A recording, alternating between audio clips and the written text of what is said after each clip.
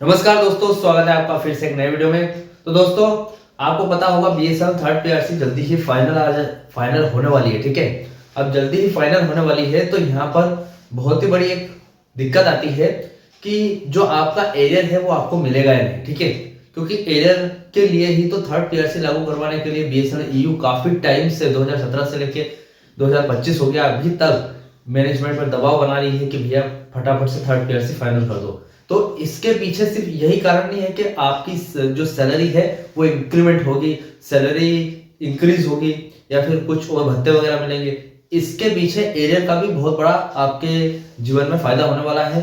अभी आप 2025 में आ गए हो, महंगाई बहुत ज्यादा बढ़ गई है, तो एरियर अगर आपको मिल जाएगा तो कहीं ना कहीं आपको ये पछतावा नहीं रहेगा कि थर्ड पीआरसी 2017 में मिल जानी थी, या फिर ऐसा कुछ पछतावा नहीं रहेगा। तो एरियर मिलना बहुत ही ज्यादा जरूरी है। अब यहाँ पर मैंने इसके पहले वाला वीडियो बनाया था एरियर के बारे में, कितना क्या एरियर मिलेगा। अभी यहाँ देखिए, आपको आज इस वीडियो में थोड़ी सी बातें क्लियर करने वाला हूं कि देखिए कि आपको जो एरियर का कैलकुलेशन करेंगे हम यहाँ पर, वैसे मेरे पास भी फिलहाल बोर्ड अवेलेबल नहीं है, लेकिन फिर भी मैं आपको एरियर कैलकुलेट करके बताऊंगा। और वो कैलकुलेशन तो हालांकि बोर्ड पर ही होता है, लेकिन मैं फिर भी आपको एक्सप्लेन करने की कोशिश करूंगा, क्योंकि इतना ज्यादा गणितीय नहीं है। ठीक है, कि आपको एरियर कितना क्या मिलने वाला है, आपका एरियर कर्मचारियों को कितना रहेगा और पेंशनर्स का कितना रहेगा। ठीक है, रिटायरमेंट की तारीख एरियर की कैलकुलेशन में सबसे बड़ा रोल निभाती है, क्योंकि थर्ड पीआरसी की प्रभावी तारीख यानी कि इफेक्टिव डेट 1 जनवरी 2017 है। इसलिए जो कर्मचारी इसके बाद रिटायर हुए हैं उन्हें दो तरफा फायदा मिलता है। एक तो पेंशन का और पेंशन का एरियर, एक तो पेंशन का एरियर और दूसरा लीव इनकेशमेंट और ग्रेजुएटी का एरियर। ठीक है, जैसे क्या है, यहाँ पर मैं आपको 3 तरीकों से आपको जो एरियर मिलेगा, यानी कि जो कर्मचारी प्रभावी इफेक्टिव डेट जो थी 2017 थर्ड पीआरसी की लागू होने की, उसके पहले रिटायर हुए हैं उनके बारे में बताऊंगा। उसके बाद 1/1/2017 यानी कि 1 जनवरी 2017 के बाद जो इफेक्टिव डेट थी उसके बाद जो रिटायर हुए हैं उनके बारे में बताऊंगा। और यहाँ पर जो अभी फिलहाल रिटायर हुए नहीं है, लगातार बीएसएनएल के कर्मचारी हैं, उनके बारे में बताऊंगा। तीनों तरीके से, तीनों केस में आपको कौन से केस में ज्यादा एरियर मिलेगा, कौन से केस में कितना फायदा होगा, सारी बातें आज इस वीडियो में करने वाला हूं। ठीक है, तो चैनल पर ना तो सब्सक्राइब करें। मेरा नाम है सुनील विश्वकर्मा। जानकारी यूजफुल लगे तो एक लाइक करके जरूर जाना। चलिए दोस्तों, बढ़ाते हैं वीडियो को आगे। तो दोस्तों देखिए, यहाँ पर बात आती है, हम क्या करेंगे, सबसे पहले तो आपकी निश्चित सैलरी मान लेंगे कि 2017 के टाइम पे आप कितना रुपया कमाते थे। ठीक है, आप एक कर्मचारी हो और हम मान लेते हैं कि आप 30,000 रुपए कमा रहे हो। ठीक है, अब थोड़ा सा देख लेते हैं, अगर आप पहले तो 15% फिटमेंट के साथ जोड़ लेते हैं कि आपकी सैलरी कितनी बनती है। ठीक है, देखिए आपका पुराना बेसिक 2017 के टाइम पे हमने 30,000 माना है। ठीक है, अब यहां पर बात आती है 119.5%। उस टाइम पर आपका आईडीए चल रहा था, यानी कि 2017 के टाइम पे आपका आईडीए चल रहा था। ठीक है, अब हमें क्या करना है, जब भी कोई नया वेतनमान लागू होता है तो आईडीए जो भी चल रहा होता है उस टाइम पे और उसी टाइम की जो बेसिक सैलरी उसको मर्जर कर लिया जाता है। ठीक है, अब फिलहाल जो 2007 की बेसिक सैलरी चल रही थी 30,000 माना हमने। ठीक है, अभी 2017 यानी कि थर्ड पीआरसी फाइनल नहीं हुआ है। 2017 के पहले जो आपकी बेसिक सैलरी थी 30,000 माना, और 119.5%, 30,000 का 119.5% हमें निकालना है। तो आप वैसे निकाल सकते हैं 119.5% करके 30,000 इंटू करने के बटन शो करके आप निकाल सकते हो, या फिर डायरेक्ट कैलकुलेट करके भी देख सकते हो। ठीक है, 119.5% मैंने निकाला तो मेरा बना 35,850 रुपए। ठीक है, कितना, 30,000 का 119.5%। ठीक है, डाउट मतलब फिलहाल यहां तक क्लियर है। इसके बाद हमने क्या किया, इन दोनों को जोड़ लिया, 35,850 और 30,000 को जोड़ लिया। ठीक है, तो कितना निकल कर आया, 60,850। अब हमें क्या करना है, अब कर्मचारियों की डिमांड क्या है उस टाइम की, 15% फिटमेंट मिलना चाहिए, और महंगाई के लिए ये फिटमेंट कंफर्म है कि इतना मिलेगा। ठीक है, अब हम जो 60,850 था उसका 15% निकालेंगे तो कितना निकल कर आएगा, 9,878 रुपए। ठीक है, 9,878 रुपए बने। अब हमें क्या करना है, इन तीनों को जोड़ लेना है। ठीक है, यानी कि आपकी जो बेसिक सैलरी हमने 30,000 माना था, उसके बाद 119.5% हमने निकाला कितना, 35,850, प्लस 15% फिटमेंट निकाला हमने 9,878 रुपए। इन तीनों को हमें जोड़ लेना है। ठीक है, अब जोड़ लिया तो कितना निकल कर आया, यानी कि आपकी नई बेसिक सैलरी बन गई।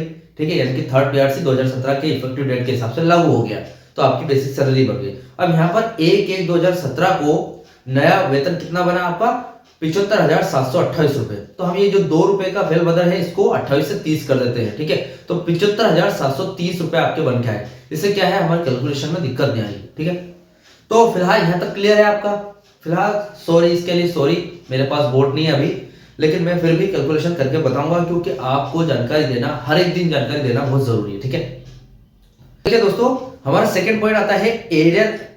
रिटायरमेंट के हिसाब से एरियर का कैलकुलेशन करना है, ठीक है। अब ये देखिए, अभी आपको मैं 3 केस बताने वाला हूं, जैसे कि मैंने वीडियो में बताया आपको फर्स्ट में कि पहला तो 2017 से पहले जो रिटायर हुए उनके बारे में बताऊंगा, फिर 2017 के बाद रिटायर हुए उनके बारे में बताऊंगा कि एरियर का कैलकुलेशन कैसे करेंगे, और उसके बाद जो फिलहाल अभी रिटायर हुए ही नहीं है या होने वाले हैं जल्द 2025 से 2026 में, उनके बारे में भी बताऊंगा, ठीक है। केस 1, केस ए देख लेते हैं पहले। अगर आप 1/1/2017 से पहले रिटायर हुए तो आपको केवल पेंशन एरियर मिलेगा, ठीक है। केवल पेंशन का एरियर मिलेगा, ठीक है। यानी कि 9 साल यानी कि 108 महीने का हर एक महीने 7,500 रुपए पेंशन और औसत में अंतर है, ठीक है। पेंशन में औसत अंतर है, ठीक है, लगभग 8 से, मतलब देखिए 9 साल का एरियर यानी कि 108 महीने का एरियर, हर महीने 7,500 रुपए पेंशन का एरियर मिलेगा आपको, और लगभग पूरे 9 साल का बकाया मिलाएंगे तो 8 से 10 लाख रुपए आपके बनेंगे। उसके बाद यहाँ पर केस बी की बात करें, यानी कि 2017 के बाद जो रिटायर हुए, यानी कि 2018, 2019 या 2020 या 2021, 22, 25, ठीक है, 21, 22, मतलब 2025 के पहले, 2017 के बाद जो रिटायर हुए हैं उनका क्या रहेगा। देखिए, वो जो 2017 के बाद रिटायर हुए हैं, या फिर बहुत सारे लोगों ने वीआरएस लिया उस टाइम पे, तो वो भी एक तरह के पेंशनर्स बन जाएंगे, ठीक है। उन्होंने रिटायरमेंट अपने मतलब जीवन काल में अपने जो वर्किंग डे है उनमें पहले ले ली थी, तो वीआरएस बोलते हैं उनको, वीआरएस कर्मचारी। तो जो कर्मचारी 2017 के बाद रिटायर हुए हैं वीआरएस कर्मचारी, उनको भी लागू, उन पर भी लागू होगा ये।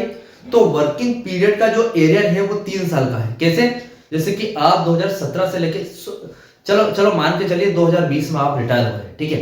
हमने एक जस्ट एग्जांपल ले लिया कि 2020 में आप रिटायर हुए हो, यानी कि 2017 के बाद में, ठीक है। तो 3 साल की गेप हो गई, ठीक है, 2017 से 18, 19, 20, ठीक है।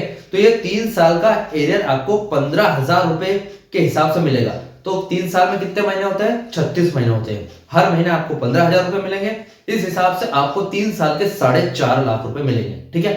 ये हो गया 4.5 लाख रुपए एक मुश्त। उसके बाद रिटायरमेंट बेनिफिट का अंतर, यानी कि आपकी जो ग्रेचुइटी है और लीव इंकेशमेंट है, नए बेसिक पे पर फिर से कैलकुलेट होगी। यानी कि आपको जो ग्रेचुइटी है वो 20 लाख रुपए मिलती थी, तो अब 25 लाख रुपए मिलेगी। 15 लाख मिलती थी तो अब 20 लाख रुपए मिलेगी, ठीक। 2-3 लाख का अंतर आ गया वहां पे, ठीक है। मतलब थोड़ी सी ग्रेचुइटी में फायदा हो जाएगा, और लीव इंकेशमेंट, जैसे कि इन 3 सालों में जो छुट्टी ली थी, ठीक है, लीव इंकेशमेंट का भी आपको फायदा मिलेगा, ठीक है। तो ऐसे करके ग्रेचुइटी और लीव इंकेशमेंट के आपके समथिंग ये जो 3 साल के हिसाब का अंतर है, 3 साल के आपको 4 से 6 लाख रुपए एक मुश्त फायदा मिलेगा, ठीक है।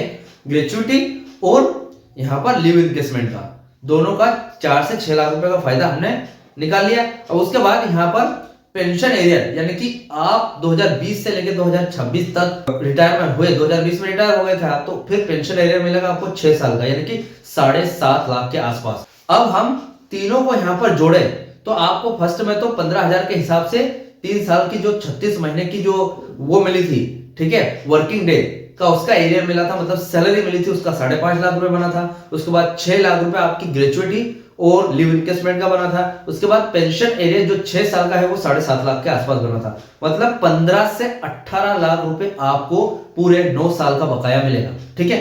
अब केस 3 में देखिए, यहाँ पर अगर आप 2025 में रिटायर हो रहे हैं या अभी वर्किंग पर है, यानी कि वर्किंग एरियर 9 साल का लगभग 15,000 के हिसाब से मिलेगा।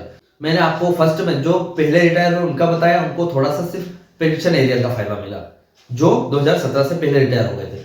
और जो 2020 में रिटायर हुए थे उनको पेंशन का भी फायदा मिला है, 3 साल का भी पूरा फायदा मिला है, और आपको ग्रेचुइटी और लीव इंकेशमेंट भी मिला। अब यहाँ पर 2025 में जो रिटायर होने वाले हैं, यानी कि केस 3 में यहाँ पर आपको क्या है, पूरे 9 साल का एरियर मिलेगा, और वो भी हर महीने 15,000 रुपए, ठीक है।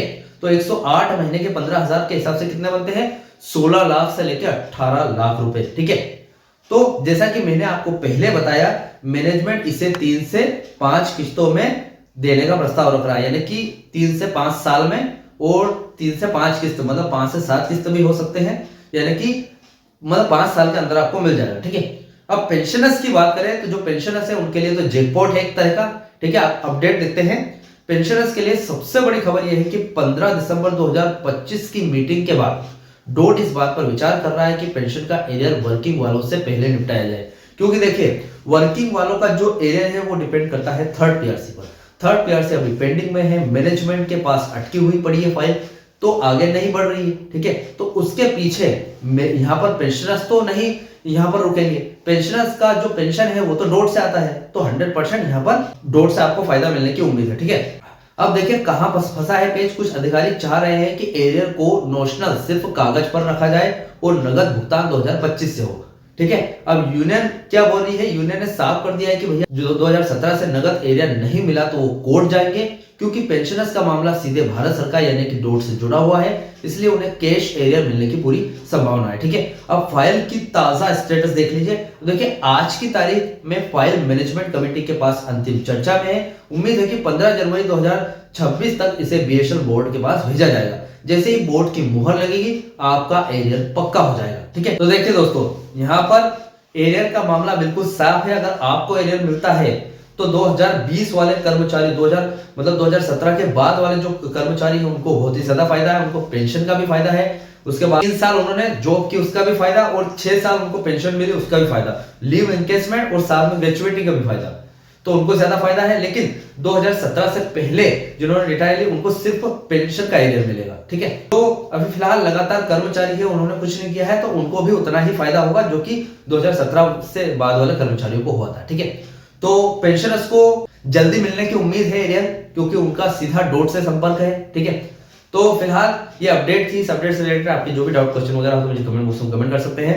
वीडियो अच्छा लगा तो वीडियो को लाइक कमेंट से जरूर करें। मिलते हैं दोस्तों नेक्स्ट वीडियो में। सी यू सून।